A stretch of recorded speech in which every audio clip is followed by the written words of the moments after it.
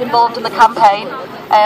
It's an absolute disgrace what's happened. It's an absolute disgrace. The more I've heard about it, the more I've seen and come to the protest. So I just wanted to pass on a message of support to all of you.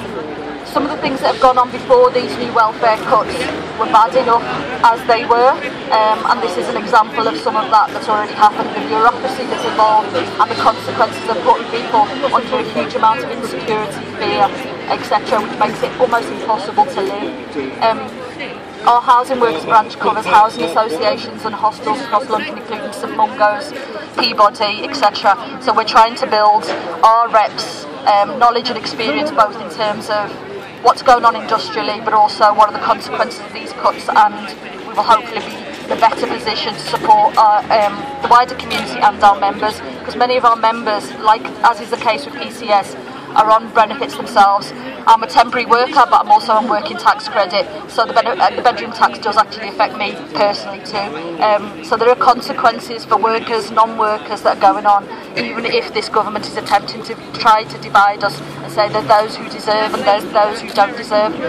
This week there was a disgraceful announcement that the Queen was getting a £5 million pay rise. A £5 million pay rise. They're saying there's not enough money for welfare, they're saying there's not enough money for housing, they're saying there's not enough money for the health service. But £5 million was given to her, plus billions of unpaid corporation tax. If all of those things were properly collected and people could be properly paid, so they could live in the areas they wish to, and they could, you know, continue the kind of lives that they need to or wish to, this would be a very different situation. So this kind of rubbish about the need for austerity is absolute rubbish. It's a lie, and it's an attempt to divide us, and there are alternative ways of funding the welfare, funding our lives and funding housing. Our branch policy is about to cap rent, not to cap benefits, and that would make a huge difference in London, where some of the rents have been going up to thousands and thousands of pounds. And the welfare tax bill would go down from that, so that would be just another way, if we were looking just very crudely at that, to change things. So there are a number of things we do support. Thank you for letting us speak.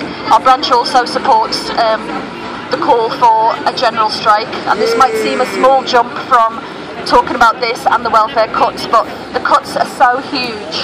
The pay cuts that are going on for our members, we have got 2 workplaces we're seeing up to 25% pay cuts, which will mean housing workers in the homeless sector, plus members who are working in drugs and alcohol rehabilitation centres, are going to see pay cuts which will put them further into poverty, and some of them will be losing their homes as well. It's just absolute madness, and that will cost everybody more, plus put more of us in insecure situations, which is absolutely unnecessary, when this country and this world overall could afford to support all of us, or we could support ourselves better and live a very different life that exists already.